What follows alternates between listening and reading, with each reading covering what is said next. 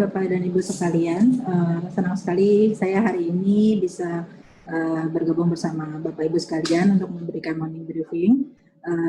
Kita mulai aja. Hari ini kebetulan kita akan membawakan dua materi baru.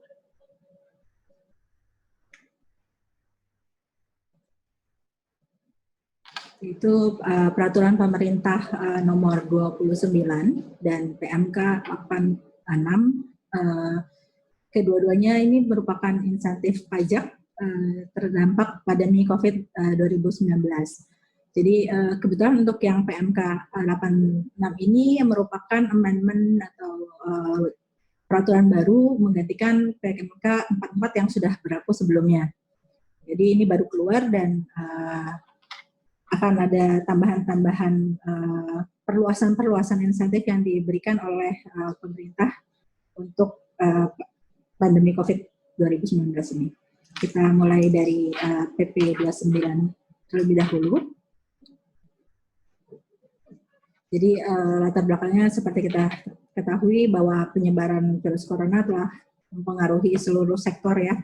Kemudian juga diperlukan dana yang cukup besar, baik itu untuk anggaran negara, pendapatan dari belanja daerah, bahkan juga kontribusi sumbangsi dari masyarakat untuk menanggulangi pandemi tersebut.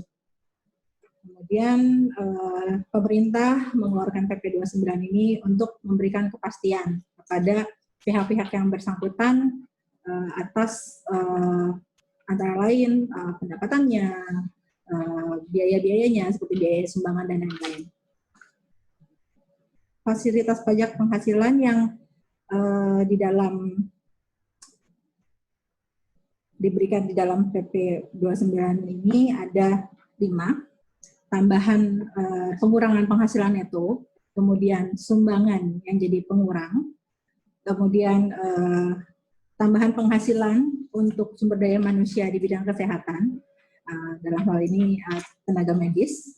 Kemudian yang keempat adalah penghasilan berupa kompensasi atau penggantian harta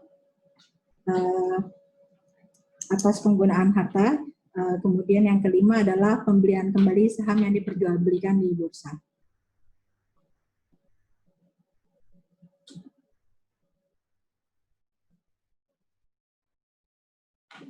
Untuk tambahan penghasilan neto, wajib pajak dalam negeri yang memproduksi alat kesehatan dan atau pembekalan kesehatan rumah tangga yang disebut dengan PKRT untuk keperluan penanganan COVID-19 di Indonesia dapat diberikan tambahan pengurangan penghasilan neto sebesar 30% dari biaya yang dikeluarkan.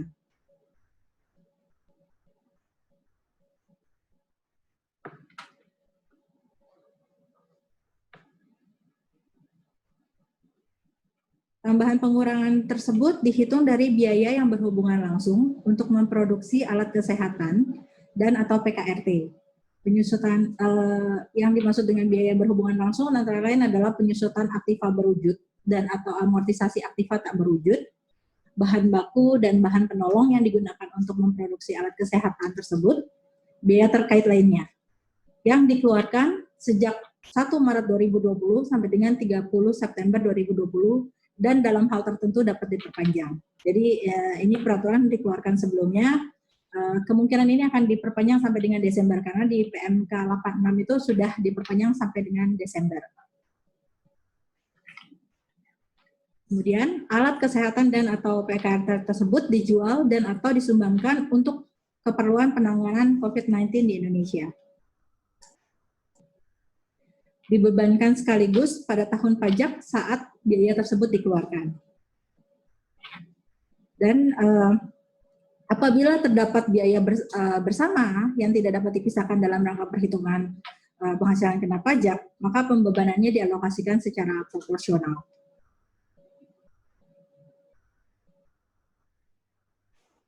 Yang dimaksud alat kesehatan itu apa aja sih? Yang dimaksud dengan alat kesehatan antara lain masker bedah, respirator N95, pakaian pelindung diri berupa coverall medis, gaun sekali pakai, heavy duty apron, cap, shoe cover, goggles, face shield, waterproof boot, sarung tangan bedah, sarung tangan pemeriksaan, ventilator, dan regen diagnosis tes untuk COVID-19. Sedangkan untuk perbekalan kesehatan rumah tangga atau PKRT, antara lain antiseptik hand sanitizer dan disinfektan. Alat kesehatan dan atau PKRT tersebut sesuai dengan ketentuan yang diatur sendiri di bidang kesehatan. Kemudian untuk wajib pajak yang telah memanfaatkan tambahan pengurangan penghasilan neto tersebut harus menyampaikan laporan biaya produksi kepada DJP melalui KPP tempat wajib pajak terdaftar. Hal ini dilakukan secara online melalui sistem DJP. Tapi apabila sistemnya belum tersedia, maka bisa menyampaikan secara offline. Ini ada deadline-nya, paling lambat bersamaan dengan SPT pajak penghasilan tahun pajak bersangkutan. Kemudian apabila wajib pajak tidak menyampaikan laporan atau menyampaikan tetapi melewati jangka waktu, maka tambahan pengurangan tersebut tidak dapat dibebankan sebagai pengurang. Jadi tidak berlaku kondisinya. Jadi kita harus menyampaikan laporan secara online untuk bisa menikmati fasilitas tersebut. Contoh laporannya seperti ini ada di dalam lampiran PP 29, bisa dilihat. Jadi kita melaporkan biaya yang dikeluarkan, kemudian biaya itu bentuknya untuk apa, apakah biaya penyusutan, biaya untuk memproduksi alat kesehatan, atau gaji, upah, dan sebagainya. Kemudian nanti apabila biaya tersebut tidak terkait langsung, itu harus diproporsionalkan tanggalnya kapan, tanggal transaksinya, tanggal biaya itu dikeluarkan, dan nanti besaran tambahan pengurangan yang berhak deductible atau diperhitungkan itu berapa.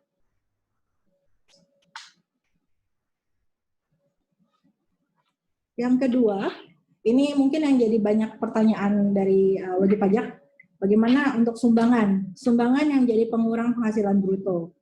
Jadi sumbangan dalam rangka penanganan COVID-19 Indonesia yang disampaikan oleh wajib pajak dapat dikurangkan dari penghasilan bruto. Tapi ini tidak bisa overlapping. Jadi kalau misalnya sumbangan tersebut sudah masuk ke dalam PP yang lain, PP 93, itu tidak dapat dikurangkan. Jadi tidak bisa dua kali dikurangkan. Atau sebaliknya, apabila sudah diperhitungkan di bawah PP 93, maka tidak bisa diperhitungkan dalam PP 29 ini.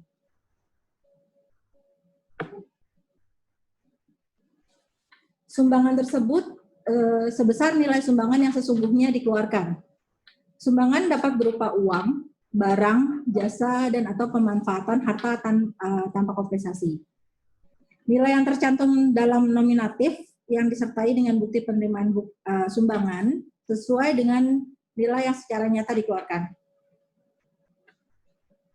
Nilai sumbangan yang diberikan dalam bentuk ditentukan berdasarkan nilai perolehan jika barang yang disumbangkan belum disusutkan.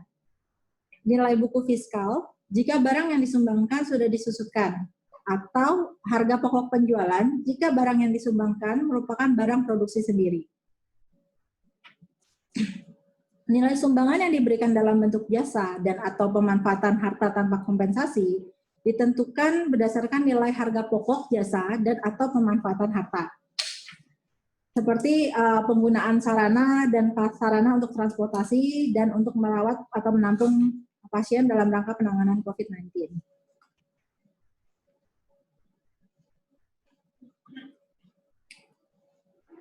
Sumbangan tersebut diberikan sejak 1 Maret 2020 sampai dengan 30 September 2020. Cara pemanfaatan fasilitasnya, satu, pasti harus didukung oleh bukti penerimaan sumbangan, diberikan oleh penyelenggara pengumpulan sumbangan yang memiliki NPWP, kemudian badan penyelenggaraan pengumpulan sumbangan diatur antara lain Badan Nasional Penanggulangan Bencana, Badan Penanggulangan Bencana Daerah, Kementerian menyelenggarakan urusan pemerintahan di bidang kesehatan atau sosial, lembaga penyelenggaraan pengumpulan sumbangan. Jadi nggak bisa semua pihak, jadi sudah ditentukan.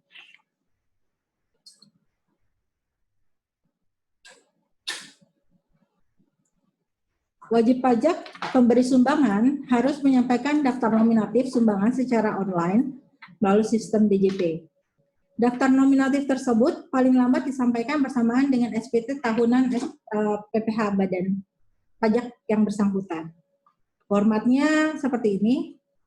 Ini bisa dilihat juga di lampiran PP 29-nya.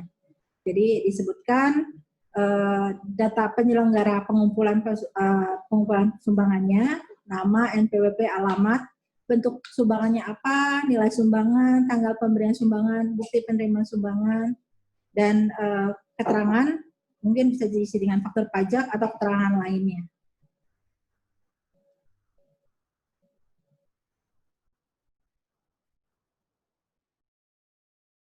Kemudian si penyelenggara pengumpulan sumbangan ini juga harus menyampaikan laporan penyelenggara pengumpulan sumbangan. Itu juga disampaikan secara online melalui sistem DJP, paling lambat akhir tahun pajak diterimanya sumbangan. Laporannya ada formatnya sendiri, formatnya diatur di lampiran PP 29 ini. Harus memberikan informasi, nama, NPWP, alamat pemberi sumbangan, dan atau biaya sumbangannya berapa, bentuknya apa, nilainya berapa, bulan atau tahun pajak diberikannya sumbangan. Begitu kurang lebih. Yang ketiga adalah pemberian fasilitas pajak berupa tambahan penghasilan yang diterima atau diperoleh sumber daya manusia di bidang kesehatan.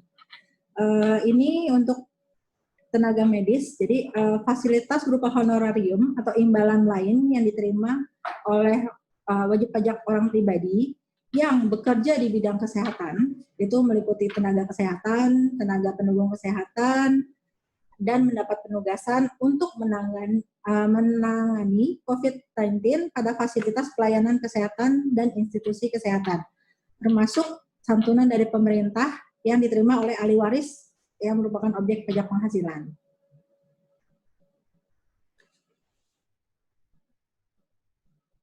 Tenaga kesehatan sendiri adalah jenis tenaga di bidang kesehatan sesuai dengan ketentuan perundang-undangan di bidang kesehatan. Kemudian yang dimaksud dengan tenaga pendukung kesehatan antara lain asisten tenaga kesehatan, tenaga kebersihan, tenaga pengemudi ambulans, tenaga administrasi, tenaga pemulasan jasa jenazah, dan tenaga pendukung kesehatan lainnya, termasuk mahasiswa di bidang kesehatan yang diperbantukan di fasilitas pelayanan kesehatan untuk menangani COVID-19. Institusi kesehatan antara lain Dinas Kesehatan, Kantor Kesehatan Pelabuhan, Balai Teknik Kesehatan Lingkungan dan Pengendalian Penyakit, dan Balai Besar Teknik Kesehatan Lingkungan dan Pengendalian Penyakit yang memberikan pelayanan kesehatan untuk menangani COVID-19. Dan yang terakhir, santunan dari pemerintah yang diterima ahli waris adalah santunan yang diterima ahli waris apabila sumber daya manusia di bidang kesehatan tersebut meninggal dunia dalam melaksanakan tugas.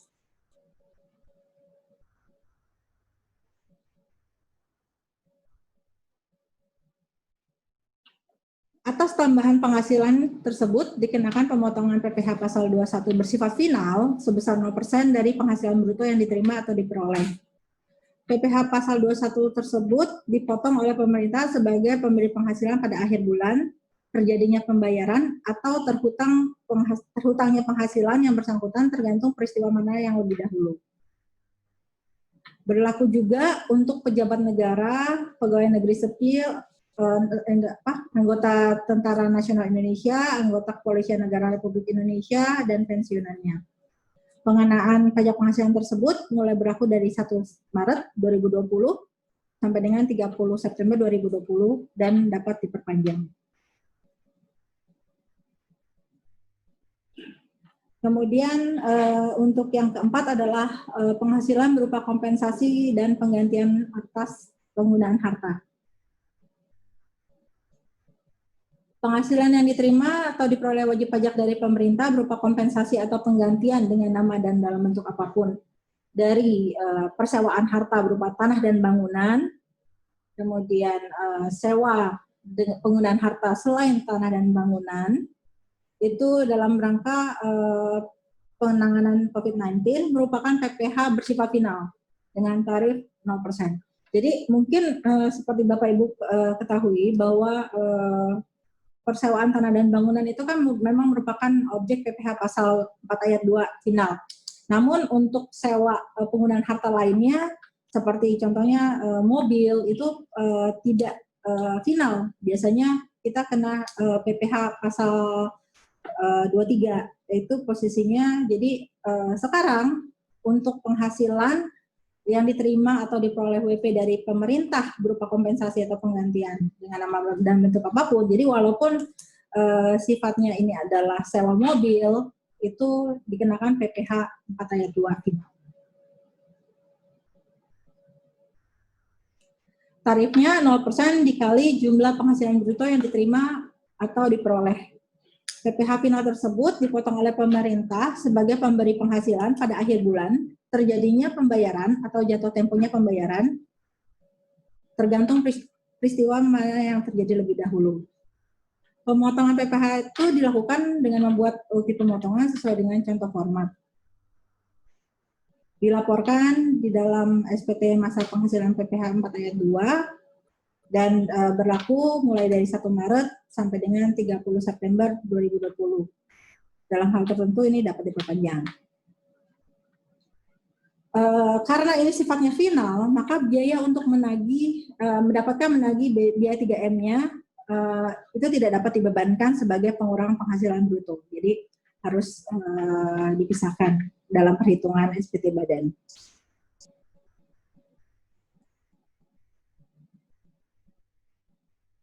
Perhitungan secara proporsional dilakukan apabila terjadi sewa atau penggunaan harta sebelum berlakunya PP ini sampai dengan 30 September 2020 atau sejak penggunaan harta tersebut sampai dengan setelah 30 September 2020.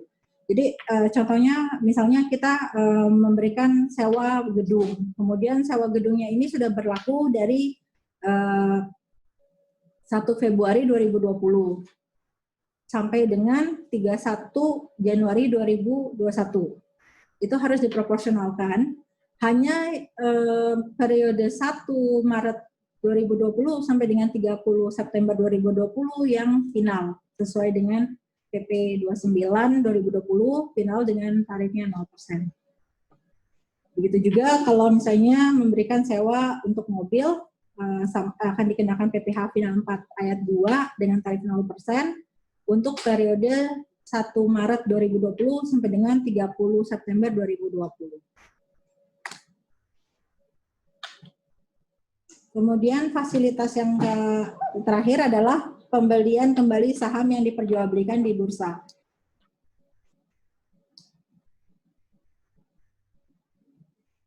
Jadi seperti Bapak Ibu ketahui bahwa kepada perusahaan masuk bursa itu diberikan fasilitas penurunan tarif sebesar 3% lebih rendah apabila memenuhi ketentuan-ketentuan persyaratan yang disyaratkan di dalam PP 56 itu antara lain adalah saham harus dimiliki paling sedikit 300 pihak, masing-masing pihak harus memiliki saham kurang 5% dari keseluruhan saham yang ditempatkan atau di stok penuh, dan harus dipenuhi dalam jangka waktu 180 hari. Namun dalam hal ini karena terjadi buyback atau pembelian saham kembali, bisa tetap dianggap memenuhi apabila mereka melakukan buyback dan tidak memenuhi persyaratan yang tadi. Jadi apabila OWP itu membeli kembali sahamnya berdasarkan kebijakan di PP 29 ini, dianggap tetap memenuhi persyaratan tertentu. Persyaratan tertentu tadi 300 pihak, memiliki saham 5% untuk selama 183 hari. Tapi ini bisa dianggap sebagai tetap memenuhi persyaratan dan tetap mendapatkan pengurangan 3%.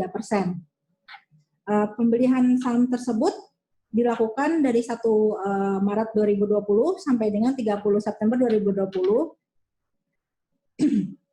Kemudian apabila lewat dari periode tersebut, maka tidak dianggap tetap tidak memenuhi persyaratan untuk insentif 3%. Jadi ada periodenya kapan perusahaan masuk bursa bisa buyback kembali. WP tersebut juga harus melampirkan laporan hasil pelaksanaan pembelian kembali yang diperdagangkan pada bursa efek pada SPT yang tahunan yang dilaporkan di tahun pajak bersangkutan. Jadi di dalam SPT 2020 nanti harus ada melampirkan atau sebagai lampiran laporan pelaksanaan pembelian kembali. Sekian dari yang PP 29. Kemudian kita masuk ke materi berikutnya yaitu PMK 86. Di dalam PMK 86 ini sebenarnya secara garis besar sama dengan PMK 44 sebelumnya, tapi ada perluasan-perluasan dari segi KLU, dari kemudahan yang diberikan oleh pemerintah. Fasilitas yang ditawarkan juga sama, ada 5, PPh pasal 21 DTP, PPh final UMKM DTP, SKB PPh pasal 22 impor, fasilitas pengurang PPh pasal 25, dan yang terakhir insentif PPN pengembalian pendahuluan. PPh pasal 21 ditanggung pemerintah, ini ada perluasan kriterianya dulu. Kalau kriterianya masih sama, tidak ada perubahan. Jadi si pegawai itu menerima atau memperoleh penghasilan dari pemberi kerja dengan KL tertentu, terus kemudian memiliki MPWP, dan pada masa bersangkutan penghasilan bruto yang bersifat tetap dan teratur disetahunkan itu lebih kecil dari 200 juta. Jadi kalau misalnya karyawannya penghasilannya udah di atas 200 juta, tidak bisa menggunakan fasilitas ini. Sesuai dengan KLU tercantum, ini ada perluasan KLU, nanti summary-nya akan saya sampaikan berikutnya. Pemberian insentif dibayarkan secara tunai oleh pemberi kerja pada saat pembayaran penghasilan kepada pegawai dan diberikan sejak masa pajak pemberitahuan sampai dengan masa pajak Desember 2020. Jadi kalau di PMK 44 itu sampai dengan September, sekarang ini udah ditambah sampai dengan Desember 2020.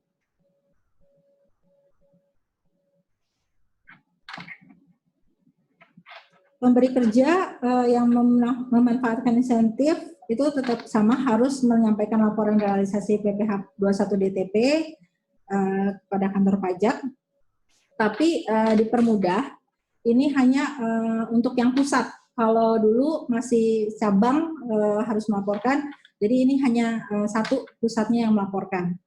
Kemudian SS atas PPh pasal 21 DTP tersebut wajib dibuatkan SSP dengan cap atau tulisan yang sama ya, masih ini nggak berubah, cuman pasalnya aja X PMK nomor 23, 44 atau garis miring PMK 03 2020, karena ini udah sampai dengan 3 kali perubahan ya. Laporan dan lampirannya disampaikan paling lambat tanggal 20 bulan berikutnya setelah masa pajak berakhir. Untuk laporannya kurang lebih seperti ini. Masih secara konten informasi yang disampaikan masih sama dengan PMK sebelumnya. Untuk UMKM, PPh final UMKM ditanggung pemerintah, ini juga sama. Jadi UMKM itu kan kena tarif 0,5 dari jumlah peredaran bruto. Tidak perlu melakukan setoran pajak atau pemungutan, tidak melakukan pemotongan. Jadi selama ada SKB-nya. Wajib pajak mengajukan permohonan surat keterangan untuk dapat memanfaatkan insentif PPh final yang ditanggung pemerintah tersebut. Sama, ini masih harus melaporkan realisasi PPh final. SSP-nya juga sama, di cap atau ditulis PPh final ditanggung pemerintah X PMK nomor sekian, dan disampaikan paling lambat 20 bulan berikutnya. Bentuk laporan realisasinya seperti ini. Yang ketiga adalah SKB PPh pasal 22 import. Untuk SKB PPh pasal 22 import ini wajib pajak penerimaan insentif adalah yang masuk dalam KLU tertentu atau perusahaan PT atau yang mendapatkan izin penyelenggaraan kawasan berikat, izin pengusaha kawasan berikat atau izin PDKP. Mengajukan permohonan keterangan bebas atau SKB. Ini contoh pengajuan SKB-nya. Jadi formnya diatur di PMK 86 ini agak berbeda dengan PMK 44. Itu ada tambahan satu paragraf. Jadi ketika kita mengajukan mohon menggunakan form PMK yang terbaru atau PMK 86 ini. Pembebasan berlaku sampai dengan 31 Desember 2020. Jadi sejak diterbitannya SKB sampai dengan 31 Desember 2020. Wajib pajak yang mendapatkan pembebasan PPh pasal 22 impor juga harus menyampaikan laporan realisasi dan disampaikan paling lambat tanggal 20 bulan berikutnya setelah masa pajak berakhir. Ini adalah contoh format pembebasan laporan realisasinya. Ini sesuai dengan format di lampiran PMK 86. Kemudian yang terakhir adalah pengurangan PPh pasal 2. Yang berikutnya adalah pengurangan PPh pasal 25 sebesar 30% sampai dengan Desember 2020.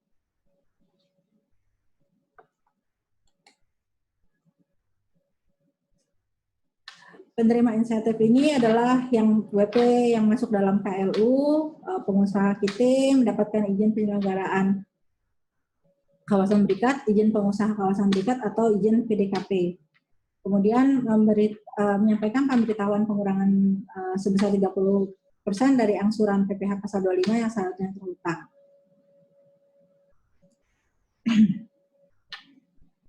Wajib pajak juga harus yang mendapatkan fasilitas tersebut harus menyampaikan realisasi pengurangan PPh pasal 25 setiap 3 bulan kepada kepala KPP dan disampaikan paling lambat tanggal 20 bulan berikutnya setelah masa pajak berakhir. Ini contoh formatnya. Yang terakhir adalah insentif PPN. PPN ini adalah untuk pengembalian pendahuluan.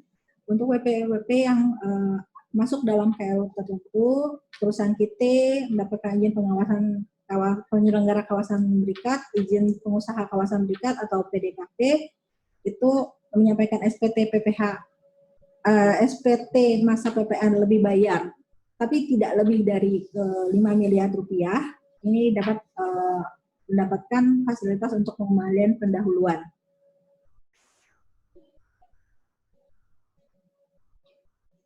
Karena posisinya itu dianggap sebagai PKP beresiko rendah dan SPT masa yang dapat pengembalian pendahuluan meliputi masa pajak April 2020 sampai dengan masa pajak Desember 2020 dan disampaikan paling lama 31 Januari 2021.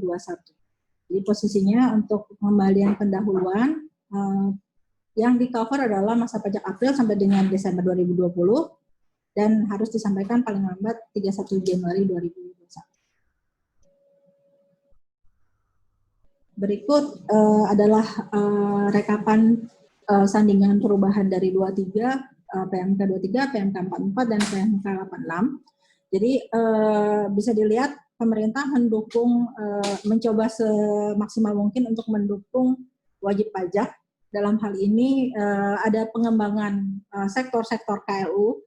Di PMK 86 ini untuk PPh yang ditanggung pemerintah sekarang ada 1.189 KLU dan insentifnya juga diperpanjang sampai dengan Desember 2020. Kemudian dipermudah lagi pemberitahuannya hanya disampaikan di pusat dan berlaku untuk semua cabang. Untuk yang UMKM itu tidak perlu lagi mengajukan surat keterangan, cukup apabila belum mengajukan permohonan surat keterangan, cukup menyampaikan laporan realisasi saja. Kemudian laporan realisasi dibuat setiap bulan, paling lambat tanggal 20 bulan berikutnya. Dan insentifnya juga diperpanjang sampai dengan Desember 2020. Kemudian untuk pembebasan PPh pasal 22, ini sekarang dari PMK 23 itu hanya 120 KLU, PMK 44 ada kenaikan jadi 431 KLU, sekarang bertambah menjadi 721 KLU. Insentifnya juga diperpanjang sampai dengan Desember, dan pelaporannya untuk April dan Juni paling lambat 20 Juli 2020. Untuk Juli dan Desember setiap bulan, paling lambat 20 bulan berikutnya. Sedangkan untuk pengurangan angsuran PPh pasal 25 sebesar 30%, sektornya naik di PMK 86 menjadi 1013 KLU. Pelaporannya juga, insentifnya sampai dengan Desember 2020, dan untuk pelaporannya untuk April Juni paling lambat 20 Juli 2020, dan untuk Juli Desember setiap bulan paling lambat di tanggal 20 bulan berikutnya.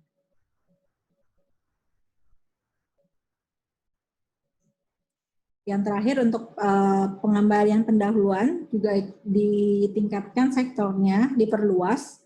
Di PMK 86, sektor yang masuk ke dalam wajib pajak yang dapat pengembalian pendahuluan adalah sebesar 716 KLU, dan insentif ini sampai dengan Desember 2020.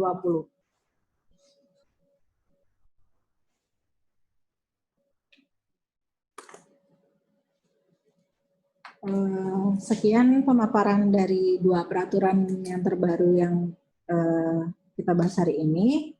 Demikian event free morning briefing SF Group morning briefing hari ini.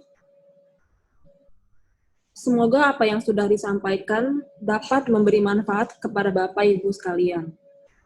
Sekali lagi kami mohon kepada Bapak Ibu untuk dapat mengisi client feedback form melalui link di bit.ly/cff210720 sebagai masukan untuk perbaikan kami pada event-event berikutnya. Materi acara hari ini dan e-sertifikat acara akan diberikan kepada peserta yang sudah mengirimkan feedback form. Mohon maaf atas segala kekurangan dan sampai berjumpa lagi pada event-event free morning briefing berikutnya. Stay safe and stay healthy. Terima kasih.